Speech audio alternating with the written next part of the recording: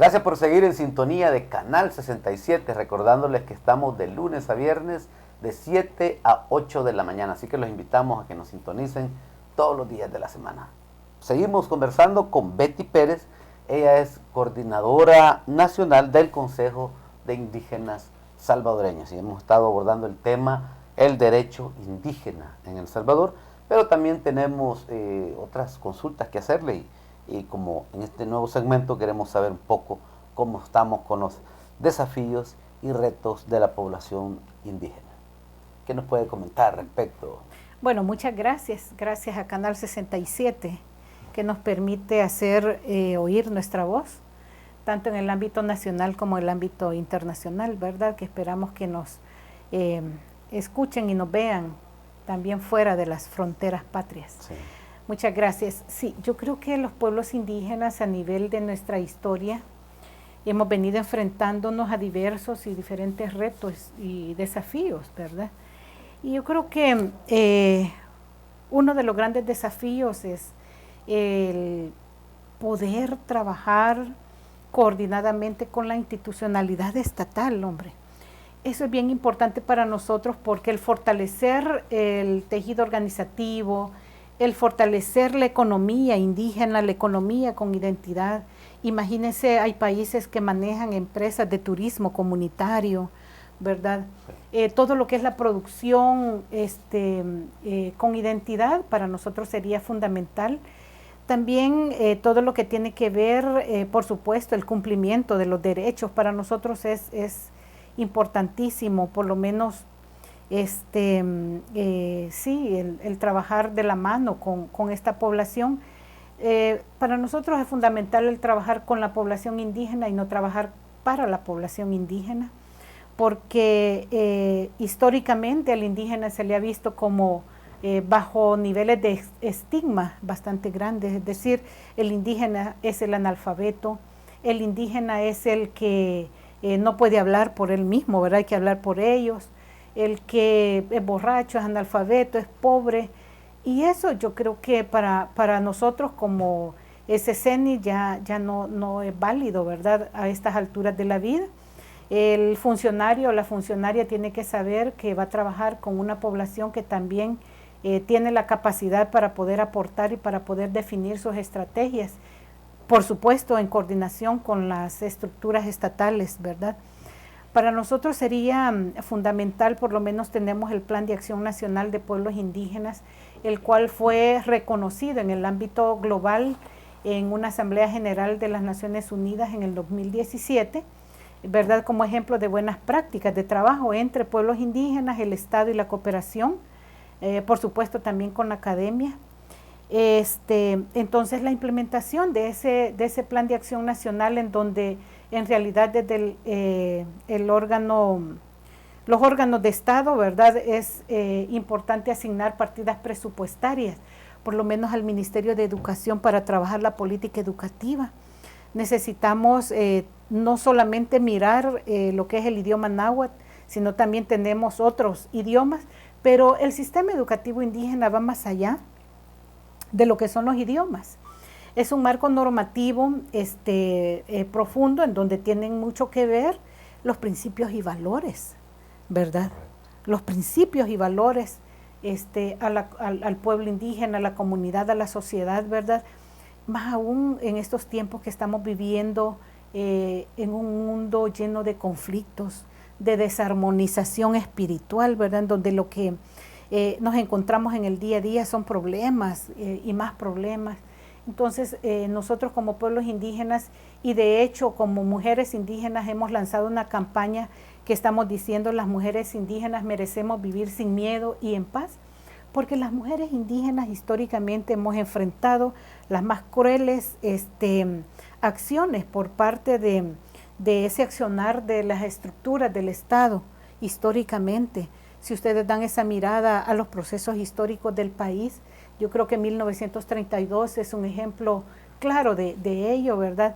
Que afectó grandemente la vida y la dignidad de las mujeres. Hubo persecución en esa época. Mucha persecución, nos cortaban la lengua los mayores, si se hablaba el idioma, hacían juego con los vestidos de las mujeres indígenas en aquel entonces.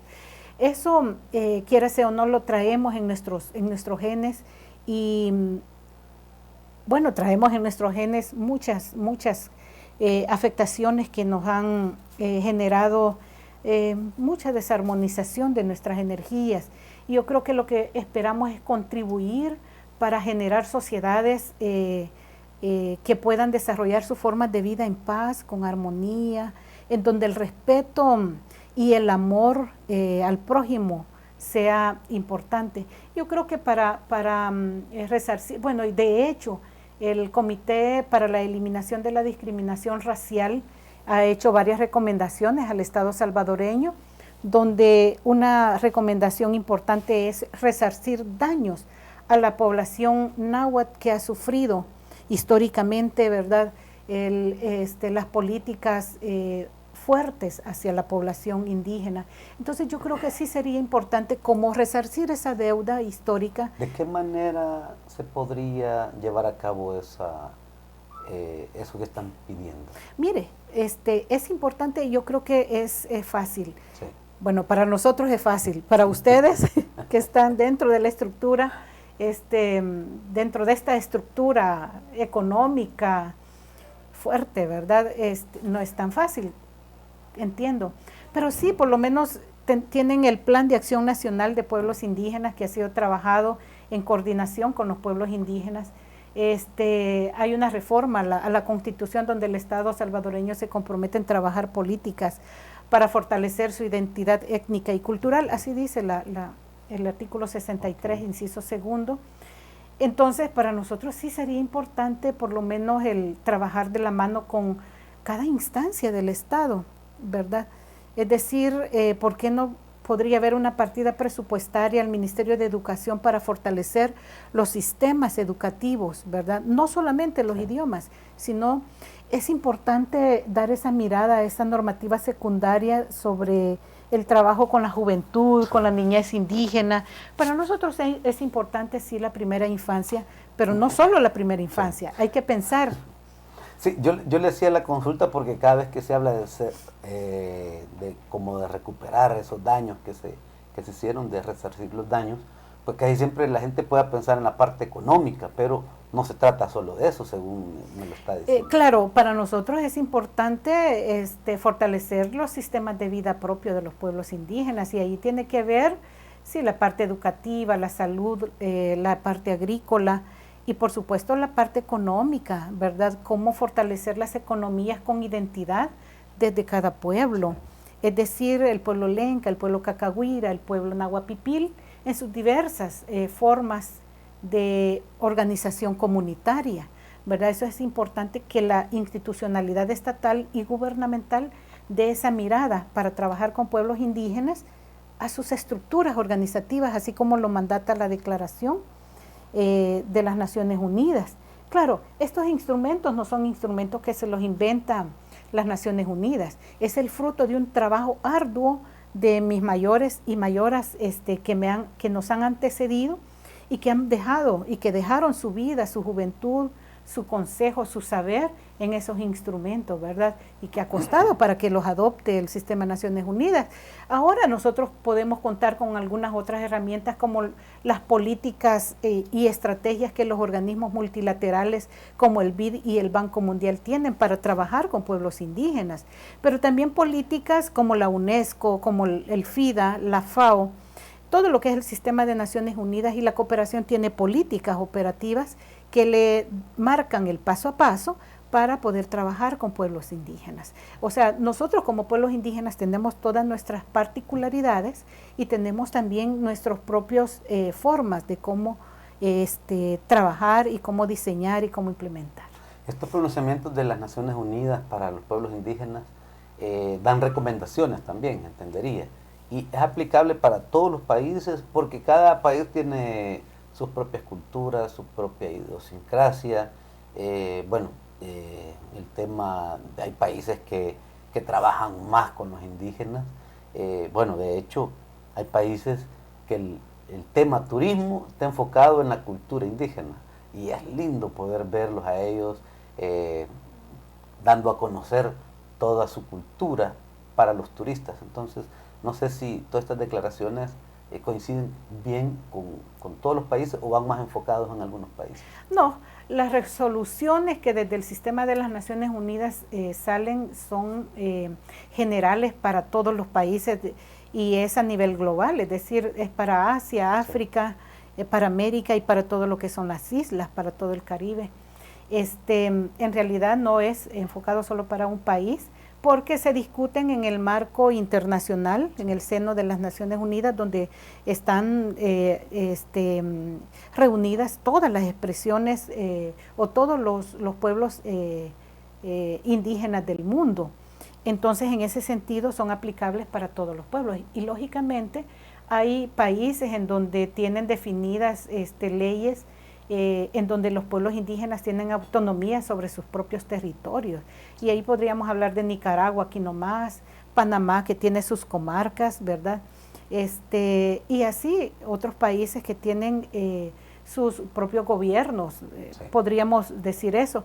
En El Salvador, en realidad, hablar que vamos a tener comarcas, que vamos a tener nuestros gobiernos o nuestros territorios, es algo que, si ahorita yo lo mencionaría, sería algo utópico, ¿verdad? Porque en realidad la extensión territorial, falta que trabajar mucho el tema territorial, el tema de tierras, hay que trabajarlo fuertemente, porque en realidad como pueblos indígenas necesitamos fortalecer nuestra identidad cultural para, ¿qué? Usted decía todo lo que tiene que ver turismo, claro, hay países en donde nosotros, por lo menos México, tenemos compañeros y compañeras que nos están hablando de empresas indígenas basadas en el turismo, sí, ¿verdad? Cadenas de valor basadas en productos, bienes y servicios que brindan las comunidades y los pueblos indígenas basados en su cosmovisión, sus conocimientos, sus propias formas, ¿verdad?, de vivir la vida. Entonces, claro, debemos de comenzar con algo, ¿verdad?, a nivel del Estado salvadoreño, y ahí está el pueblo cacahuira, ahí está el pueblo lenca, y aquí estamos el pueblo nahuapipil, ¿verdad?, por supuesto, esperando para poder llevar, digamos, ese desarrollo con identidad a nuestro pueblo, a nuestras comunidades que fuertemente fueron golpeadas, ¿verdad?, aún más con todo lo que ha sido la pandemia. Entonces, claro, podríamos hablar tanto del marco normativo internacional, la CEDAW, por lo menos ahorita estamos las mujeres indígenas trabajando, bueno, hemos trabajado ya una recomendación que es la 39 para poder hacer operativa ese mecanismo y ese instrumento que tiene que ver directamente con las mujeres, pero las mujeres indígenas no estamos en esa declaración, ¿verdad? Pero sí se ha trabajado esa recomendación con el apoyo de la ONU Mujeres, ¿verdad? Que ha tenido un fuerte trabajo, al igual que el UNPA y asimismo el alto comisionado. Bueno, ustedes como representantes también de la población indígena en el país, también tienen convocatoria para las Naciones Unidas, hay convenciones cada año. ¿Para cuándo está la próxima? Fíjese que en realidad es para el próximo año, es en abril, es la última semana de abril y la primera de mayo que se convoca una asamblea general en Nueva York, donde se congregan la diversidad de pueblos a nivel del mundo. Es algo tan bonito porque nos permite encontrarnos con hermanos y hermanas de Asia, de África, nos encontramos con nuestros problemas, los discutimos con los presidentes, porque es donde asisten. Para nosotros ha sido histórico y fundamental el rol que la embajadora o el embajador que está en Naciones Unidas ha jugado, ¿verdad?, en relación a la incidencia.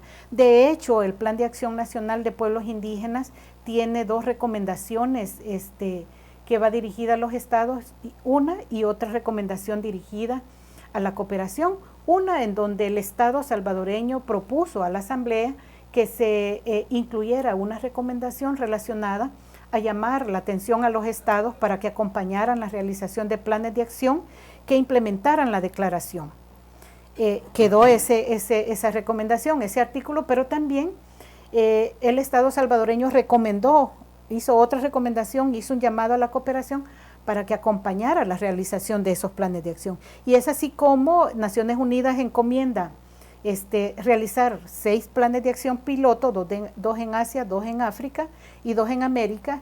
En América se insta al Estado paraguayo para que haga su plan de acción, pero también al Estado salvadoreño.